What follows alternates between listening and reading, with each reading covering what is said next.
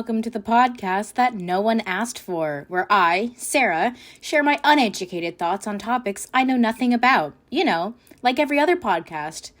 Anyways, before I get started, I just wanted to say thank you to Eat, Repeat, and Honey for sponsoring this episode.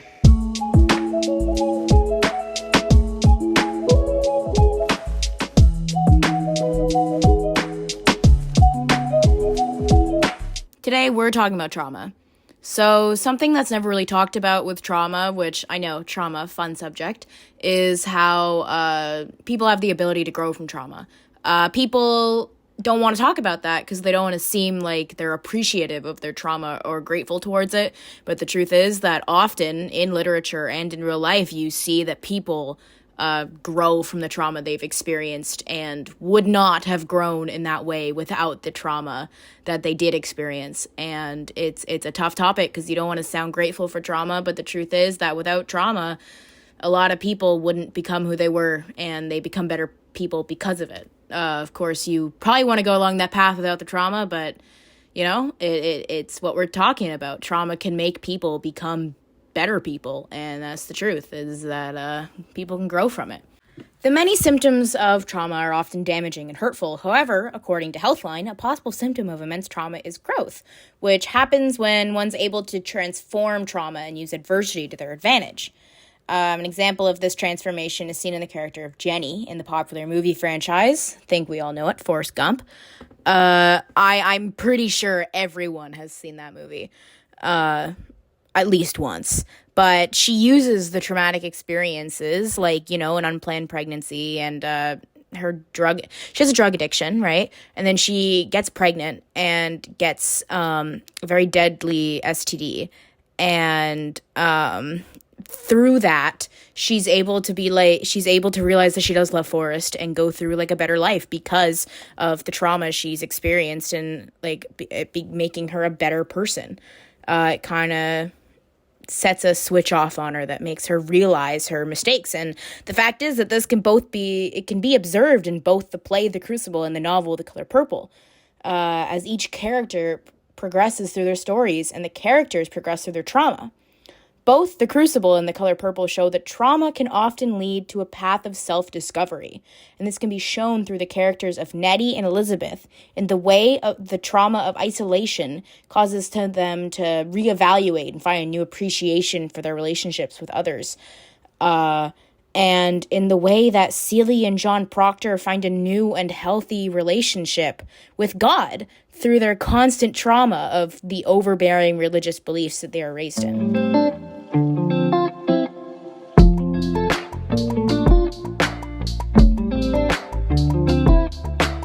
Hey there. Do you have difficulty listening to podcasts because your little brain can't focus on something unless your eyes are watching it? I get that. Videos are just a lot better to pay attention to for me, and I'm sure others out there, so you're in luck.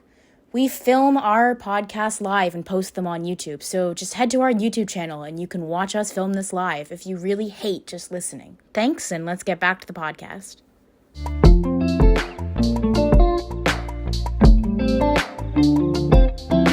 Now, according to Oregon Counseling, by reflecting in solitude, you can increase your self-awareness and become more in tune with yourself. And this is exactly what happens with Nettie and Elizabeth Proctor, who both suffer isolation, which in turn allows them to realize their true feelings towards their romantic partners. Nettie goes along with two missionaries and their two children to travel to the Alinka tribe and provide the education of God. She knows that her sister is not receiving her letters, but she continues to write to her sister as she knows she is too lonely to not at least pretend she is talking to someone. You can tell this when she says, anyway, when I don't write to you, I feel as bad as I do when I don't pray. I'm locked up in myself and choking on my own heart. I am so lonely, Celie. Nettie is isolated from not only her loved ones, but also her comfort. She starts living a new life with new people and does not even have her sister to confide in.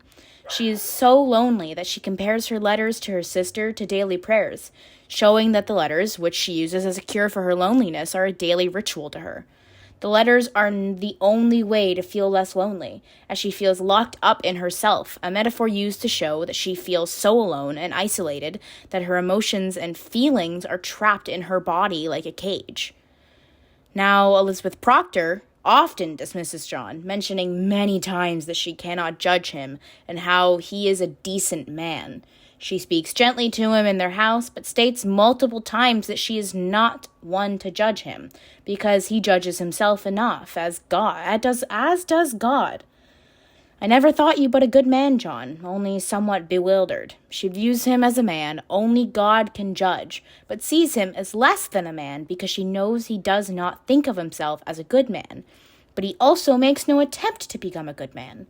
She views him as less than the man she knows from the past because she is in a constant state of doubt as a result of his affair with Abigail. This statement made by Elizabeth Proctor is made before she is imprisoned for 3 months and thrown into an unrecognizable situation, much like the character of Nettie. Now, this may seem unrelated, the quote of her thinking him nothing but a good man, but the truth is that they were both lonely. They were both trapped in isolation because they were with people who they no longer could trust. She didn't view John as a man worth judging, and a man she used to live with in connection is now betrayed her. Both Nettie and Elizabeth experience this isolation differently, but it is still both isolation, as Elizabeth no longer has anyone to trust because her one trust kind of person she had cheated on her. And then Nettie has no one to trust because, well, she's moved to a new place with people she doesn't really know, and the culture is completely different. She has no sense of comfort. And even though Nettie chooses to live with the Ayyyy tribe, she is extremely isolated and lonely. Elizabeth and Nettie both experience being forcefully isolated from their loved ones. As, Elizabeth is cheated on and isolated from her loved one because she no longer sees him as the man he once was and is now alone. And Nettie is forcefully isolated in a way that society is making her not be with her sister, and she has to move away. And because of this moving away, she's isolated. She's with people that they don't know. But during her isolation, Nettie reflects on her life and finds a new appreciation for the opportunity for love. After viewing herself as a spinster, she manages to transform and grow as a woman who loves. She is with the missionaries in the Ayyyy tribe, and when Corrine, one of the missionaries, dies, Nettie and Samuel, now a widower, start a relationship. And she says, Seeley, it seemed as a good time as any to put my arms around him, which I did, and words long buried in my heart crept to my lips. Nettie bonds with Samuel because of her forced isolation, which in turn causes her to have a new appreciation for herself because of her relationship with Samuel. There is a man in her life that truly appreciates her. As a result of her isolation, she finds a new and respectful romantic relationship with Samuel, and she is able to not only respect her romantic partner, but also herself, in one of the very few healthy relationships shown in The Color Purple. Elizabeth Proctor is able to reflect during her 3-month isolation, and during such isolation, she finds it in herself to take some of the blame for the affair, which John quickly denies. Through his denial of her guilt and his final confession to adultery, through not giving up his name, she knows that he is finally attempting to become a good man. He have his goodness now. God forbid I take it from him. Elizabeth Proctor, because of her isolation, is able to find a new appreciation for John Proctor, and she finally sees that he knows he is a good man. Elizabeth, because of her reflection, is able to finally judge John for herself, as she knows in her heart that he is a good man, and he is making an effort to be good for her. That's the huge difference, right? Is Nettie, because of her isolation, finds a new appreciation for herself, and then realizes she's good enough to be loved, and because of that, she's able to be loved, and love Samuel and Elizabeth, when she's so isolated from John. She's finally getting to see him be a good man again, and a truly good man. And that's when she finds the appreciation again. But she would not have been able to see that appreciation or see that he was a good man without her isolation and ability to reflect. Nettie, through isolation, is finally able to view herself as enough to seek a good relationship with an honest man. Elizabeth Proctor, through reflection in isolation, is able to finally forgive John Proctor and judge him as a good man, both causing them to reevaluate and experience better romantic relationships.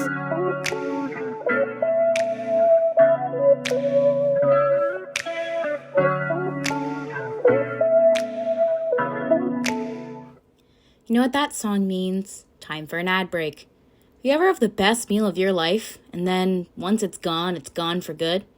Well, with the Eat Repeat, you can go back and experience that food over and over again as much as you'd like. You're telling me this guy just made a time machine and he marketed it as a way to eat food?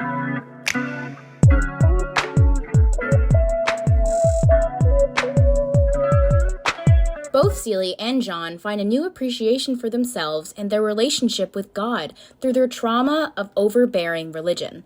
Celie writes her letters and confides in God. In a letter, she doubts how much God is truly looking after her, since her life is ruined by the men around her. She contemplates that the reason she is forgotten by God is that God is a white man, and has no reason to care for Celie, a black woman. The God I have been praying and writing to is a man, and act just like all the other men. Trifling, forgetful, and low down. Celie has an overbearing relationship with God, thinking she can make no mistakes.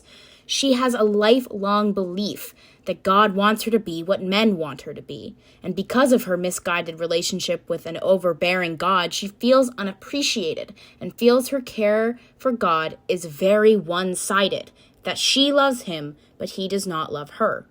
Now, this can be analyzed through a feminist lens. This whole reason she believes this is because all the men in her life view her as below them. They raise her to believe that God is a man who views Celie as below him as well, which makes Celie feel belittled and wrong in a religion that's supposed to be worshiping and proud. This is all because of sexism shown in the color purple. Not to mention racism shown in the color purple, in which her family was raised to believe that God would spit on them and didn't appreciate them. For simply being black and a woman, Celie believed that God was not looking out for her, and God did not appreciate her, and her only belief in God was that she, if she messed up, would be condemned. That was all she had to go with for her religion. Much like Celie, John feels unworthy and unloved by his God because of being raised in an overbearing religion. He is sentenced to death and made to confess and falsify evidence, claiming that he is a witch. He feels immensely guilty because he is less worthy of God's mercy than the people who have already hung. I am not worth the dust on the feet of them that hang. John feels immense guilt because he feels that he is unequal and more of a sinner than the people who are hanged before him. He does not feel that his soul is pure, and that the only thing he does not give to save himself is his name. He is alone and unworthy because of the immense religious pressure he was under. Again, back then, it was believed that if you made one single mistake, God would no longer love you. And because of his affair with Abigail, he now believed that God did not view him as a righteous or good man. Celie and John both feel unappreciated and unworthy of their God because of being raised under a vengeful God that does not properly represent their beliefs. Celie believes that God does not want to watch out for her because of her unlucky life, while John Proctor feels unworthy of God because he feels he is too much of a sinner for God to ever forgive him. This causes both characters to give up hope in their religious beliefs. Celie and Shug talk about God, as Celie feels guilty for feeling attracted to Shug, as Shug is also a woman, and for wanting to leave Mr. Shug reassures her faith in God and encourages her to define her religious beliefs by what Celie wants, not what the men around her want. Well, let's talk about God, but I'm still adrift, trying to chase that old white man out of my head. I've been so busy thinking about him that I never truly notice anything God makes. Not a blade of corn? How would do that? Not the color purple. Where it come from? Get it? The color purple? Huh? Sorry. Celie finally finds a new appreciation for God. She realizes that her God does not need to be a white man that leaves her. God can be anything. She also finds a new appreciation for everything she loves that is created by God. through the trauma of an overbearing religion, she is able to take her previous belief in God and reevaluate it in order to better fit her and find beauty in everything through God. After John confesses to witchcraft, he confesses more so to himself. He is able to keep his name by staying honest and not confessing to witchcraft, and instead he metaphorically confesses to his affair with Abigail. As a result, he finally sees himself as a worthy name in front of God. For now I do think I see some shred of goodness in John Proctor. Not enough to weave a banner with, but white enough to keep it from such dogs. John Proctor's passionate confession, using multiple metaphors to be able to prove his point, exists because of his traumatic and overbearing religious upbringing. He is able to finally redefine himself in front of his God and view himself as a good, new man in front of his newly defined God. Both Seeley and John Proctor are raised with the overbearing societal pressure of religion. Seeley is raised to believe that God wishes her to be submissive throughout her life. And John is raised to believe that the many sins he commits make him less of a man that he cannot fix himself, which causes him to be a bad man. In both The Crucible and The Color Purple, the characters of Seeley and John find a new definition of God, one that loves and appreciates them, creating a new appreciation for their religion. Seeley and John Proctor experience high amounts of religious trauma, and because of that trauma, they are able to find a new love in God, creating a new definition of personal faith in God. As stated by birmingham.gov.uk, faith can be thought of as confidence or trust in a person, but belief in God can create real faith in yourself.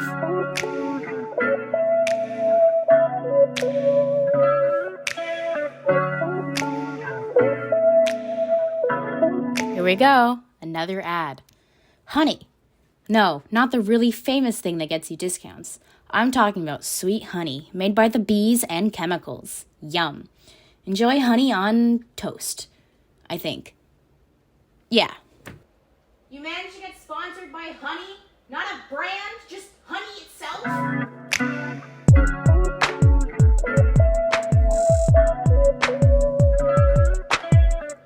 Both The Crucible and The Color Purple show that trauma can lead to a journey of self-discovery. This self-discovery is clearly observed through the characters of Nettie and Elizabeth Proctor, who develop a new appreciation for love through isolation, and through Seeley and John Proctor, who experience a new definition of the God they worship. All characters in the play and the book often show the effects of trauma, as both explore the many traumas people can experience. But unlike many of the characters, Nettie, Elizabeth, Seeley, and John represent the small demographic of people who can grow and prosper after experiencing immense trauma. Although both texts seem quite different in their setting, character development, and writing style, both Miller and Walker show the cause and effect of toxic Marxism and sexism through the many traumas that the characters face. Although Elizabeth, Nettie, Seeley, and John experience immense trauma, they are able to overcome and persevere, becoming much better people and experiencing personal pride as a result.